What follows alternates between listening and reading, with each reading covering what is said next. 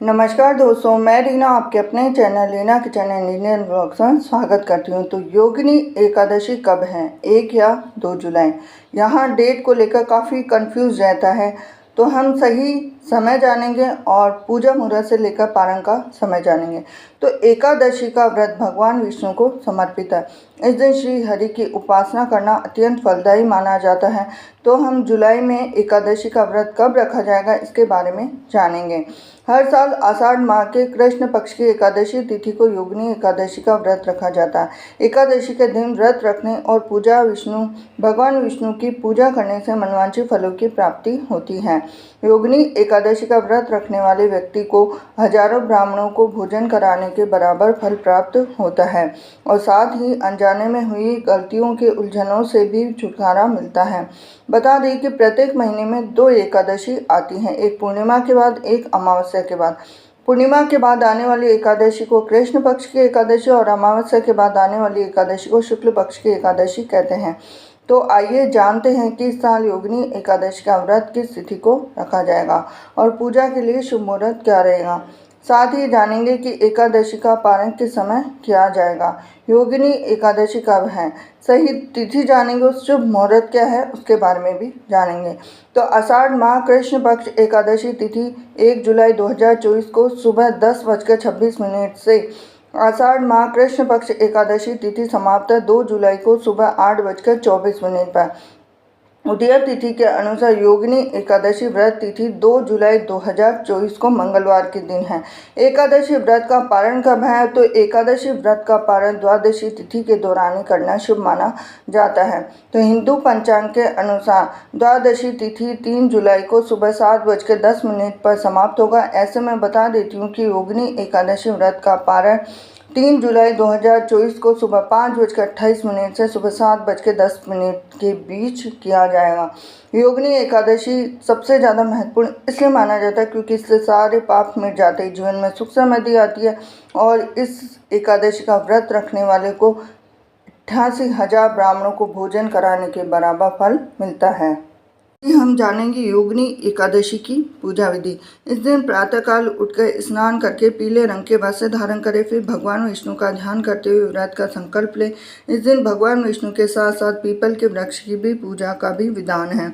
साधक को इस दिन व्रती रहकर भगवान विष्णु की मूर्ति को ओम नमो भगवते वासुदेवाय मंत्र का उच्चारण करते हुए स्नान आदि करा के वस्त्र, चंदन, जनेऊ, गंध, अक्षत, पुष्प, धूप, दीप, नैवेद्य, तांबूल आदि समर्पित करके आरती उतारनी चाहिए। शाम के समय भगवान के सामने घी प्रज्वलित करके हरि नाम का कीर्तन करना चाहिए। तो इसके अनुसार ही अगर हम जानें तो योगिनी एकादशी के व्रत में आपको क्या खाना चाहिए। हिंदू धर्म में एकादशी का सबसे ज़्यादा महत्व होता है, लेकिन इसके नियम हमें एक दिन पहले से ही पालन करना होता है। इतना ही नहीं, अगले दिन पारण के समय कोई गलती ना हो, इसका भी विशेष रूप से ध्यान रखना होता है। वहीं एकादशी व्रत पर कुछ चीज़ों को सेवन का निषेध भी माना गया है। साथ ही हम जानेंगे कि इस व्रत में क्या खा सकते हैं और क्या नहीं खा सकते हैं। तो एकादशी में सबसे ज़्यादा खास महत्व होता है कि एकादशी के व्रत में आपको सबसे ज़्यादा चावल के बारे में जानकारी रखनी चाहिए। चावल आपको बिल्कुल भी नहीं खाने हैं।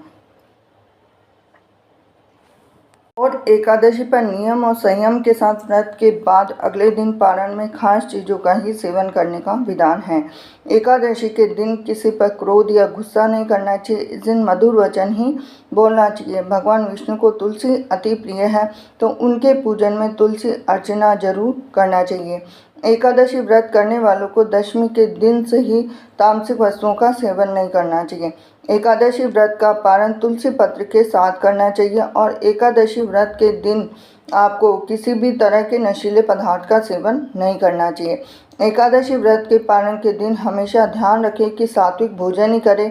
मूली, बैंगन, मसूर की दाल, लहसुन, प्याज, गोभी, ये सब सब्जियों का सेवन नहीं करना चाहिए। एकादशी व्रत का पारण सूर्योदय के बाद ही करना चाहिए। रात्रि को पूर्ण ब्रह्मचर्य का पालन और भोग विलास से दूर रहना चाहिए। एकादशी व्रत के दिन स्नान करके गीता का पाठ करना चाहिए। एकादशी व्रत में शकरकंद, कुट्टू, आलू, साबूदाना, नारियल, काली मिर्च, दूध, बादाम, अदरक, चीनी आदि फलाहार के रूप में खा सकते हैं। इसके अलावा केला, आम, अंगूर, बादाम, पिस्ता आदि का सेवन करना चाहिए। वहीं एकादशी का उपवास रखने वालों को दशमी के दिन से ही मांस, लहसुन, प्याज, मसूर की दाल नहीं खानी चाहिए। इसके अलावा इस दिन व्रतधारी व्यक्ति को गाजर, जौ, बैंगन, सेमफली, शलजम, पालक, गोभी इत्यादि का सेवन भी नहीं करना चाहिए। और एक खास चीज़ है जो आपको हमेशा ध्यान रखना चाहिए कि एकादशी के व्रत में आपको नमक का सेवन बिल्कुल भी नहीं करना चाहिए। कोई किसी भी तरह का नमक हो, सादा नमक, काला नमक या भी सेंधा नमक का सेवन बिल्कुल भी नहीं करना चाहिए। फिर भी अगर एकादशी का व्रत रखना चाहते हैं तो एकादशी के व्रत में अगर आपकी तबीयत खराब हो, स्वास्थ्य खराब हो, तो आप इस जगह पर सेंधा नमक का प्रयोग कर सकते हैं। कि एकादशी, योगिनी एकादशी के व्रत में न तो चावल खुद को खाने चाहिए, न ही खिलाने चाहिए। एकादशी के दिन सबसे पहले उठ के आपको स्वच्छ वस्त्र धारण करना चाहिए। घर के मंदिर में पूजा करने से पहले एक वेदी बनाया, 7 धान बाजा रखे, 5 आम अशोक के पत्ते कलश में वेदी रखे, भगवान विष्णु की मूर्ति रखे, विष्णु भगवान को पीले फूल, मौसमी फल चढ़ाए, विष्णु जी की आरती करें। रात को सोने के बजाय भजन कीर्तन करें। और सबसे ज़्यादा यह है कि एकादशी के व्रत में आपको चोर, पाखंड, दुराचारी मनुष्य से बात नहीं करना चाहिए, मौन रहना चाहिए। एकादशी के व्रत में भूल कर भी चावल न तो खुद खाने चाहिए, न किसी को खिलाने चाहिए। और मांस, ये तो मैंने आपको बता ही दिया। सबसे ज़्यादा जुआ, निद्रा, पान, पराली, निंदा, चुगली, चोरी, हिंसा और क्रोध, झूठ, इन सब चीज़ों से दूर रहना चाहिए। और सबसे खास चीज़ ये है कि एकादशी के दिन न तो नाखून काटने चाहिए, न ही झाड़ू लगानी चाहिए और चींटी, क्योंकि इससे चींटी और सूक्ष्म जीवों की मृत्यु का भय रहता है। इस दिन बाल भी नहीं कटाने चाहिए। सबसे ज़्यादा खास महत्वपूर्ण हम जानेंगे योगिनी एकादशी की व्रत कथा सुनेंगे। धर्मराज युधिष्ठिर कहने लगे कि भगवान, मैंने ज्येष्ठ शुक्ल एकादशी के व्रत का महात्म्य सुना है। अब कृपया करके आषाढ़ कृष्ण एकादशी की कथा सुनाइए। इसका नाम क्या है, महात्म्य क्या है, इसको भी बताइए। श्री कृष्ण कहने लगे कि हे राजन, आषाढ़ कृष्ण एकादशी का नाम योगिनी है और इसके व्रत से समस्त पाप नष्ट हो जाते हैं। यह इस लोक में भोग, परलोक में मुक्ति देने वाली है और यह तीनों लोकों में प्रसिद्ध है। मैं तुमसे पुराणों में वर्णन की हुई कथा कहता हूँ, ध्यान पूर्वक सुनो। स्वर्ग धाम के अलकापुरी नामक नगरी में कुबेर नाम का एक राजा रहता था। वह शिव भक्त था और प्रतिदिन शिव की पूजा किया करता था।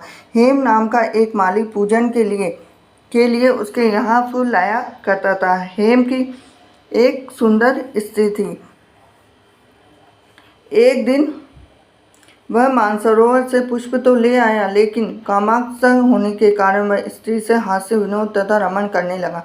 इधर राजा उसकी दोपहर तक राह देखता रहा। अंत में राजा कुबेर ने सेवकों को आज्ञा दी कि तुम लोग जाकर माली के न आने का कारण पता करो, क्योंकि वह अभी तक पुष्प लेकर नहीं आया। सेवकों ने कहा कि महाराज, जब वह पापी अतिकामी अपने स्त्री के साथ हास्य विनोद रमण कर रहा है तो कुबेर उससे क्रोधित होकर उसे बुलाया। हेम माली राजा के भय से कांपता हुआ उपस्थित हुआ और राजा कुबेर ने क्रोध में आकर कहा, अरे पापी नीच कामी, तूने मेरे परम पूजनीय ईश्वरों के ईश्वर श्री शिवजी महाराज का अनादर किया, इसलिए मैं तुझे श्राप देता हूँ कि तू स्त्री का वियोग सहेगा और मृत्यु लोक में जाकर कोढ़ी होगा।